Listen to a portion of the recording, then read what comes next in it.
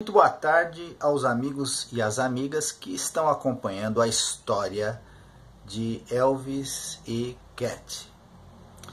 Cat se juntou a Elvis em agosto de 1970, imediatamente após as filmagens do documentário Elvis, That's the Way It Is, e permaneceu em sua equipe musical até o dia 16 de agosto de 1977.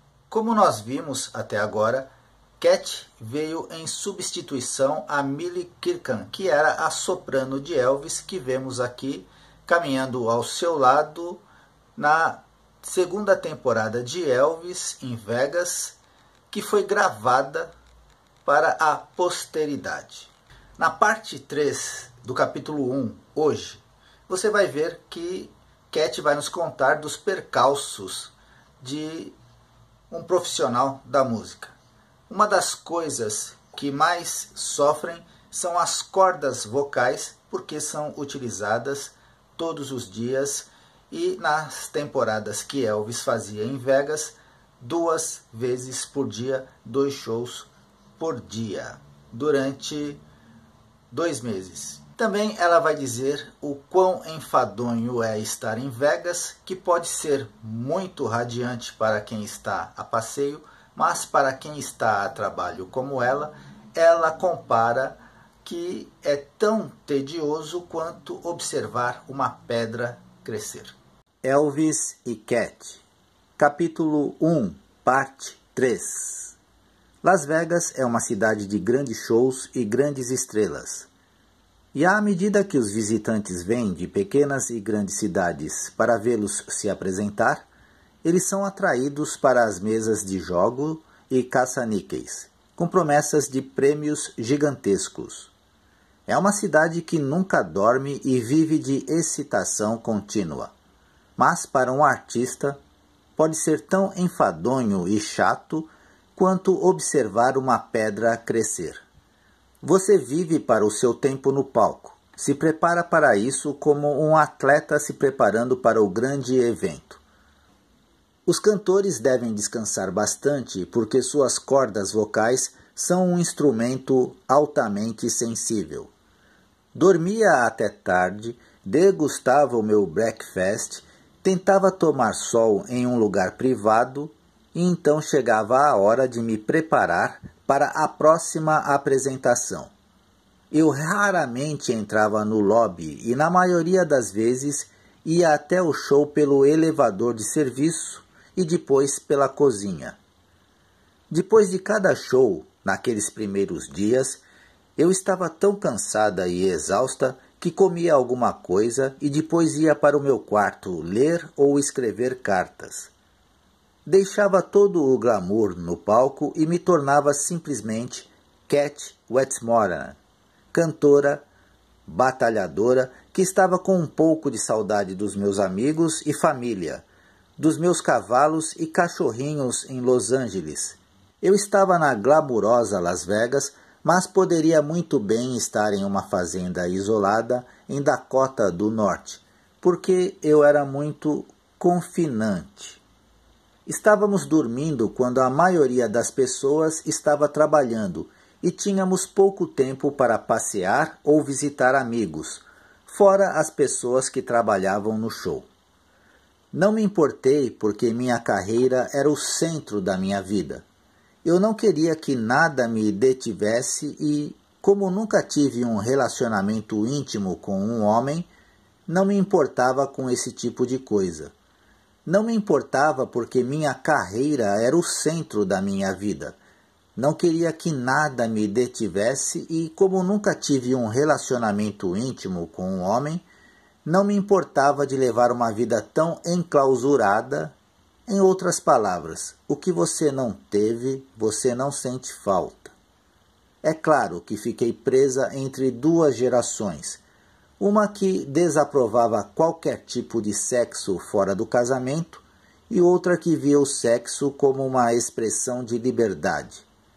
Por causa da minha educação rigorosa e formação orientada para a igreja, eu acreditava que sexo com apenas um parceiro por toda a vida era o aceitável.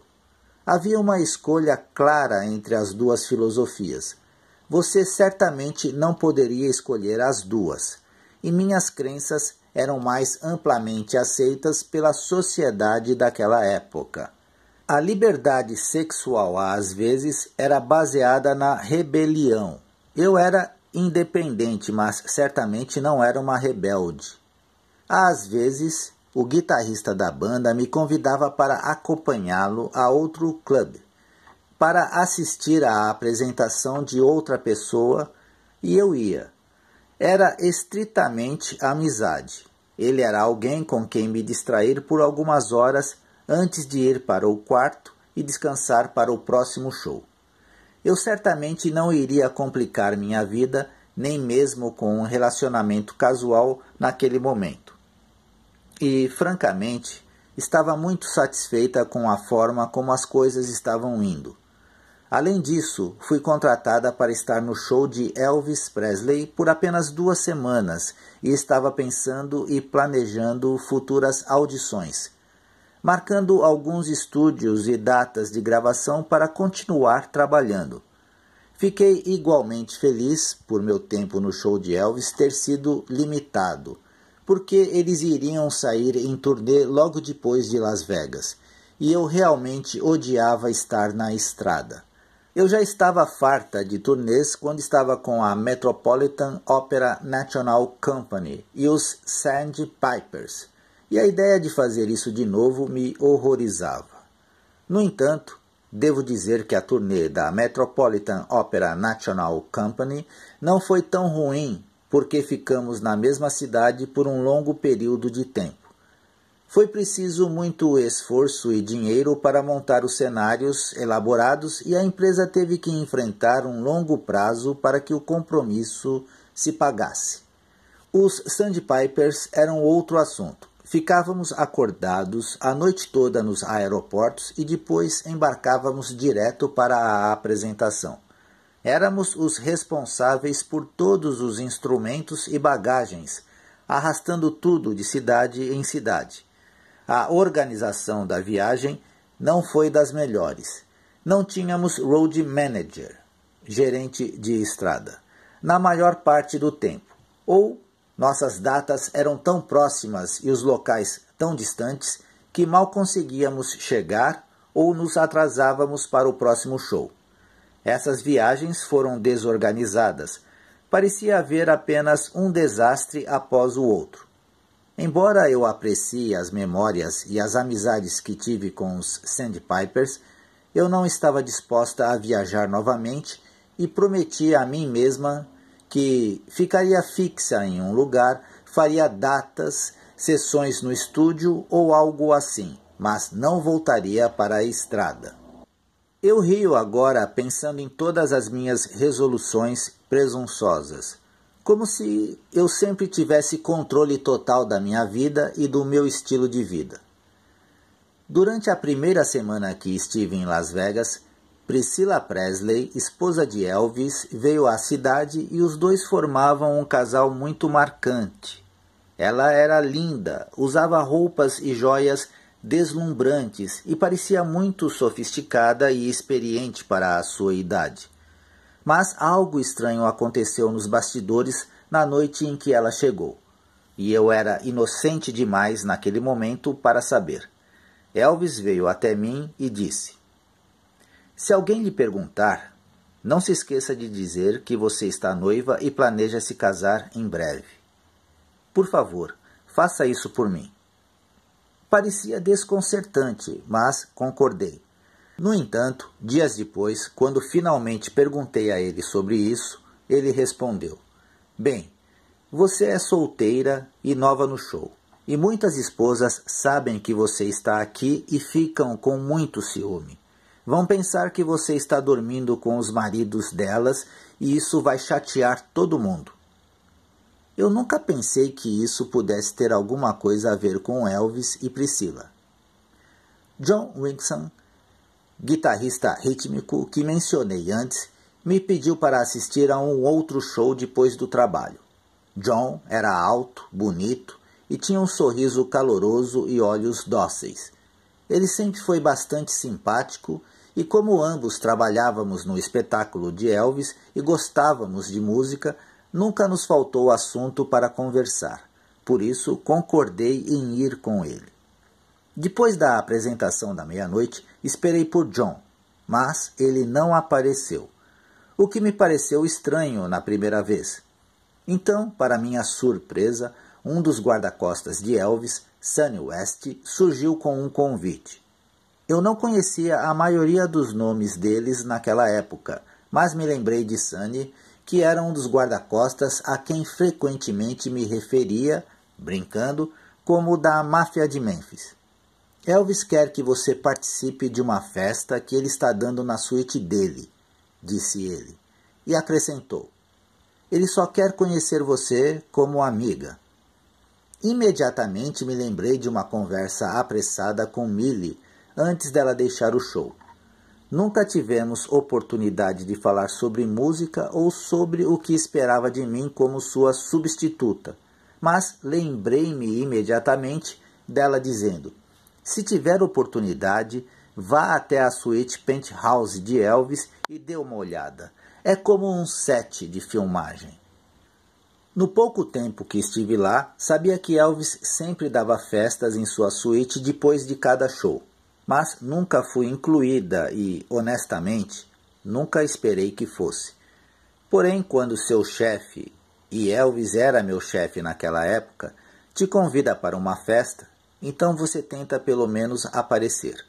Além disso, eu estava curiosa para conhecer a suíte penthouse e ver como Elvis era quando estava fora do palco. Na verdade, não era como se eu não tivesse escolha, mas senti uma verdadeira sensibilidade em Elvis e sabia que, como ele tinha feito questão especial de me convidar, ficaria magoado se eu não aparecesse. E dar uma festa depois do show era uma ocorrência noturna, o que por si só era incomum, porque a maioria das estrelas se diverte talvez uma vez antes das opens, estreias, ou quando encerra a turnê ou temporada. As estrelas do show geralmente ficam exaustas depois de 2 horas cansativas no palco, mas Elvis nunca parecia se cansar e nunca parava de se apresentar. Ele faria um show no palco e outro em sua festa após o show.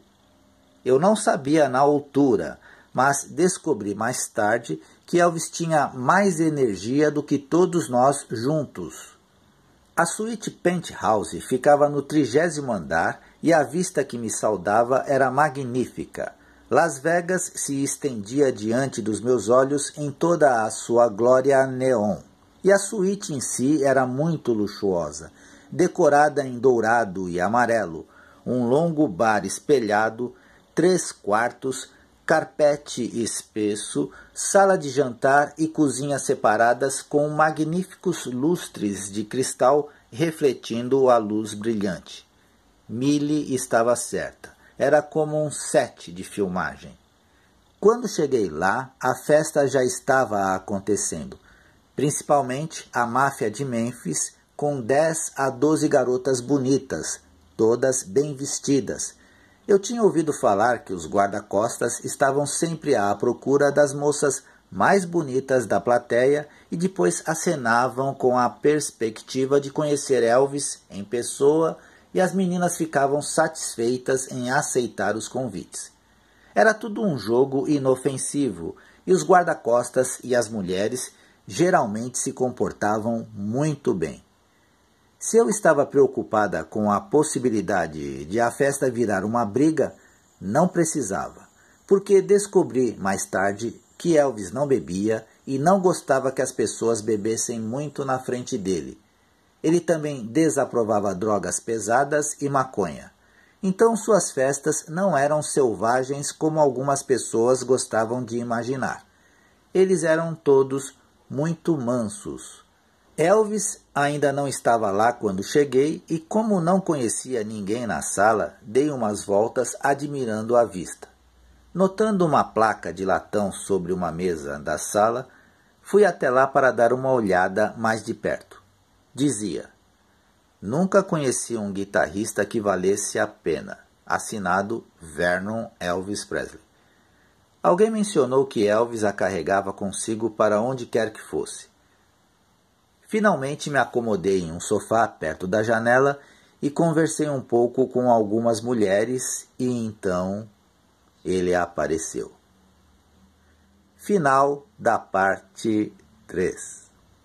Amigos, eu volto com mais Elvis para sempre.